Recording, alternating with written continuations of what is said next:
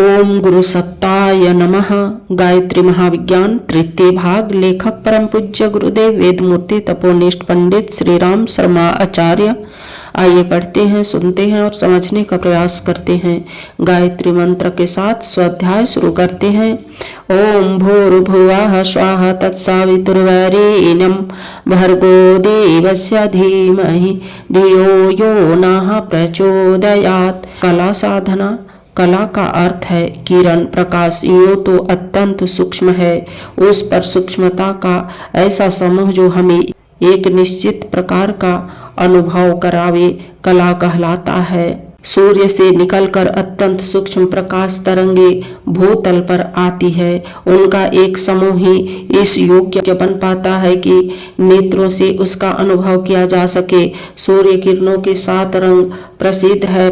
परमाणुओं के अंतर्गत जो परमाणु होते हैं, उनकी विद्युत तरंगे जब हमारे नेत्रों से टकराती तभी किसी रंग रूप का ज्ञान हमें होता है। रूप को प्रकाशवान बनाकर प्रकट करने का काम कला द्वारा ही होता है।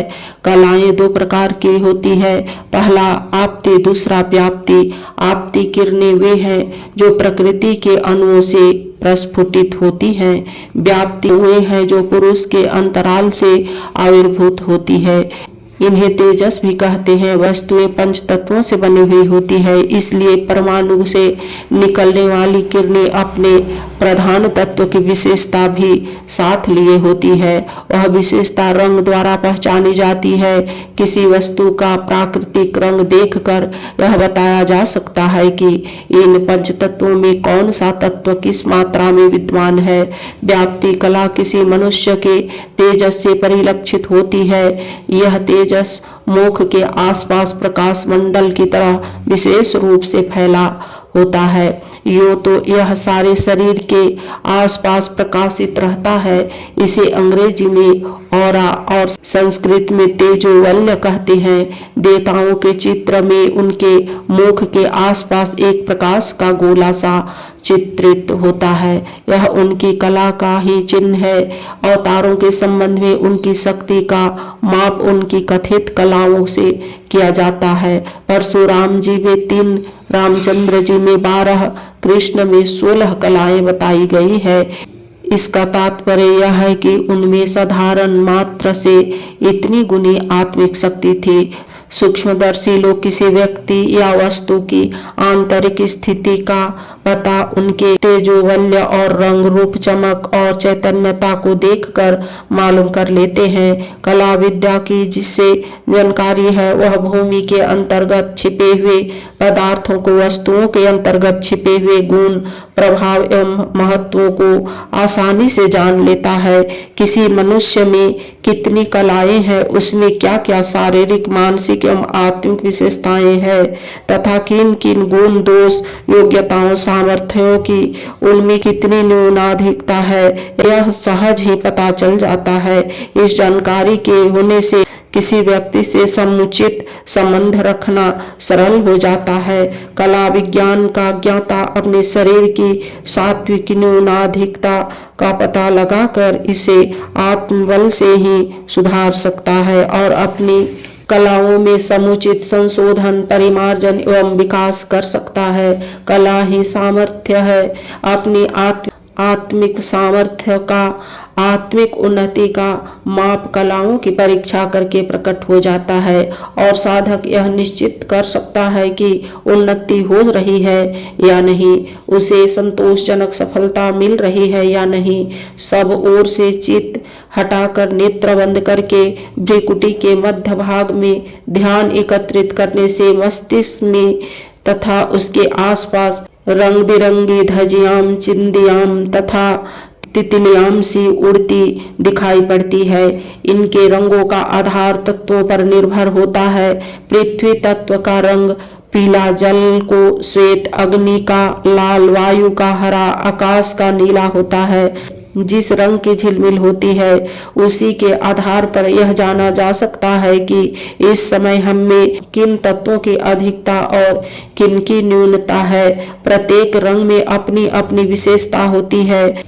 पीले रंग में क्षमा, गंभीरता, उत्पादन, स्थिरता, वैभव, मजबूती, संजीदगी, भारीपन। श्वेत रंग में शांति, रसिकता, कोमलता, शीघ्र प्रभावित होना, तृप्ति, शीतलता, सुंदरता, बुद्धि, प्रेम। लाल रंग में गर्मी, उष्णता, क्रोध, ईर्षा, द्वेष, अनिष्ट, शूरता, सामर्थ्य, उत्तेजना, कठोरता, कामुकता, तेज, प्रभावशीलता, चमक, स्फूर्ति।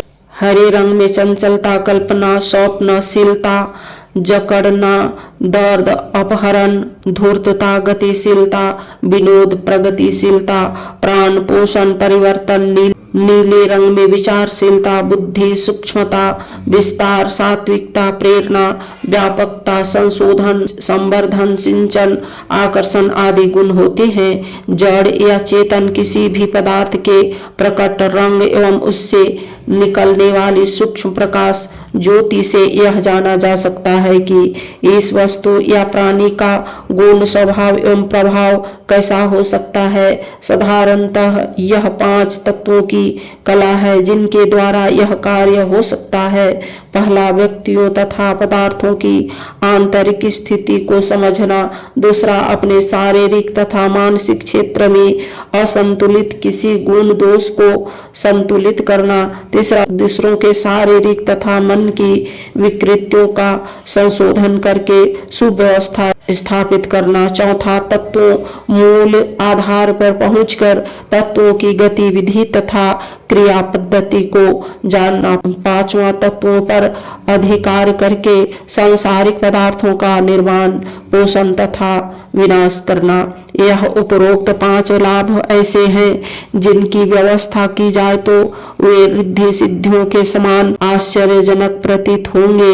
यह 5 भौतिक कलाएं हैं जिनका उपयोग राजयोगी, हठ योगी, मंत्र योगी तथा तांत्रिक अपने अपने ढंग से करते हैं और इस तांत्रिक शक्ति का अपने अपने ढंग से सदुपयोग दुरुपयोग करके भले बुरे परिणाम उपस्थित करते हैं। कला द्वारा सांसारिक भोग वैभव भी मिल सकता है, आत्मकल्याण भी हो सकता है और किसी को शापित अभिचारिता एवं दुख शोक संतृप्त भी बनाया जा सकता है। 5 तत्वों की कलाएं ऐसी ही भावपूर्ण होती है। आत्मिक कलाएं 3 होती है। सत, रज, तम। तमोगुनी कलाओं का माध्यम केंद्र शिव है। रावण, हिरण्यकश्यपो, भस्मासुर, कुंभकर्ण, मेघनाद आदि असुर इन्हीं तामसिक कलाओं के सिद्ध पुरुष थे। रजोगुनी कलाएं विष्णु से आती है। इंद्र, कुबेर, वरुण, बृहस्पति, ध्रुव, अर्जुन, भीम, युधिष्ठिर, कर्ण आदि में इन राजसिक कलाओं की विशेषता थी।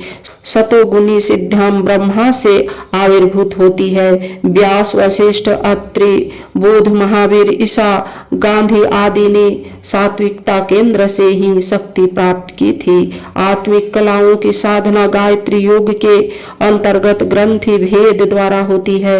रुद्र ग्रंथि, विष्णु ग्रंथि और ब्रह्म ग्रंथि के खुलने से इन तीनों ही कलाओं का साक्षात्कार साधक को होता है। पूर्व काल में लोगों के शरीर में आकाश तत्व अधिक था, इसलिए इन्हें उन्हीं साधनाओं से अत्यधिक आश्चर्यमयी सामर्थ्य प्राप्त हो जाती थी।